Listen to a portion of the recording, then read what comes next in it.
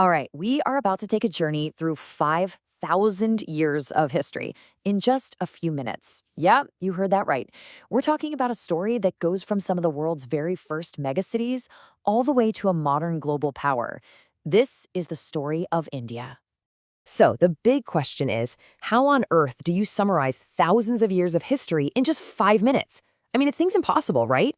Well, the only way to even try is to zero in on the really pivotal moments. The foundational ideas and the huge transformations that truly shaped this incredible civilization. That's exactly what we're going to tackle today. Okay, so let's dive right in. Our story starts way, way back, at the very dawn of Indian civilization. We're talking about a time of ancient cities and really foundational ideas. Ideas that would set the stage for everything that came after.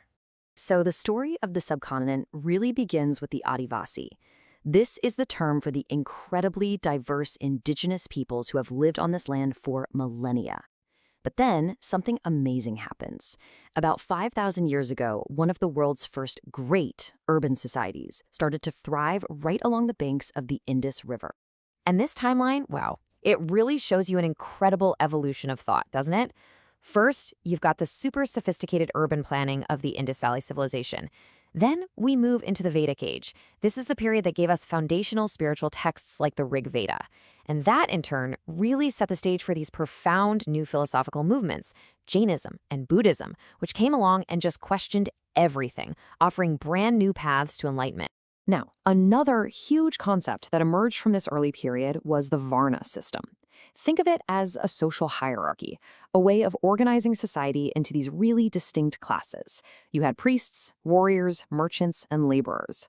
And this structure, it would become a deeply, deeply influential and often very rigid part of Indian life for centuries to come.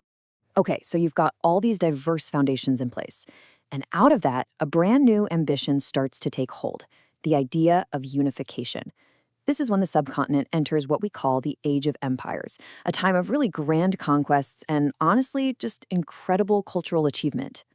When we talk about this era, two great empires really stand out. First up, you've got the Maurya Empire. They were the ones who, for the very first time, managed to bring most of the subcontinent under one single rule. Pretty huge. Then, centuries later, comes the Gupta Empire, which oversaw a period that's famously known as India's Golden Age. And it's not hard to see why they call it a golden age. I mean, this was a time of just extraordinary innovation.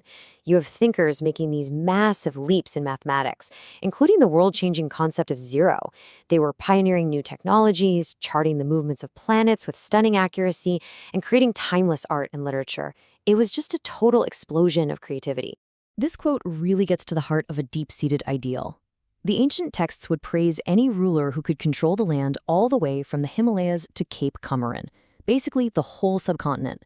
They called these rulers Chakravardis, or universal monarchs.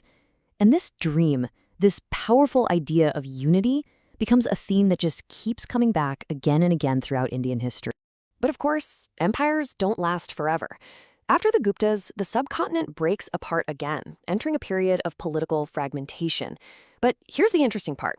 This chaos, paradoxically, led to this really rich blending of cultures and the rise of a whole new set of powerful regional kingdoms. So with no central power to hold things together, the subcontinent just shatters into this complex mosaic of competing kingdoms. You can imagine the map was constantly changing, with powerful regional dynasties fighting each other for supremacy, each one trying to carve out its own piece of the pie. But here's the flip side. Out of all that political division, you get this incredible cultural fusion. You have new people, new ideas pouring in from Central Asia and blending with the traditions that were already there. And this synthesis, this mix, created this incredibly vibrant and dynamic culture that would really come to define medieval India. All right, now we're arriving at a major, major turning point in the story. In the 16th and 17th centuries, European powers show up on the scene. At first, it was all about trade, but their presence would ultimately lead to something much, much bigger, the subjugation of the entire subcontinent. You've probably heard this phrase before. India was the jewel in the crown of the British Empire. And it just perfectly captures how valuable India was to them. We're talking about immense wealth, tons of resources, and a super strategic location. All of that made it, without a doubt, the most important and prized possession in Britain's entire global empire. And the way the takeover happened was pretty gradual, and it started in a really surprising way.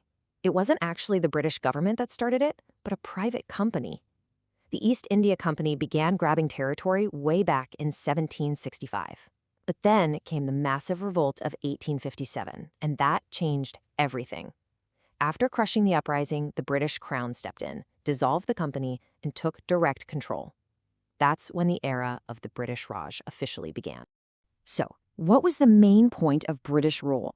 Well, at its core, it was all about economics. India's vast resources were systematically extracted, and its entire economy was basically rewired to serve the industrial and financial needs of the British Empire.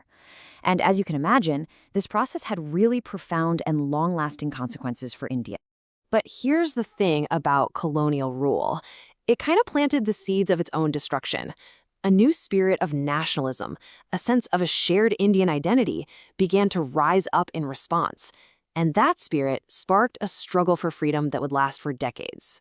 So this path to freedom really unfolded in a few key stages. First, you get this political awakening, right? Groups like the Indian National Congress are formed.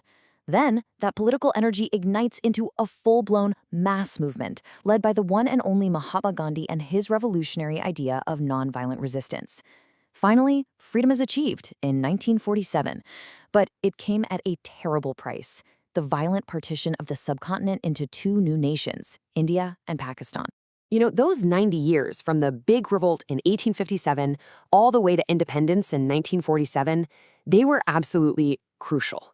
This is the period where a modern, unified Indian national identity was really forged, created in the fire of opposition to foreign rule. And that brings us finally to the modern era. After all those centuries of fragmentation, colonization, and intense struggle, India finally emerged as a unified, independent nation. Just think about the sheer scale of modern India for a second. It's staggering. We're talking about a population of well over 1 billion people. That makes it one of the largest and most incredibly diverse nations on the entire planet. And when you look back at this incredibly long history we've just covered, it's clear that modern India has achieved something that's really unprecedented. I mean, despite all of its challenges, it has reached a level of political unity, a scale of population, and a degree of global influence that no other era in its history can even come close to matching.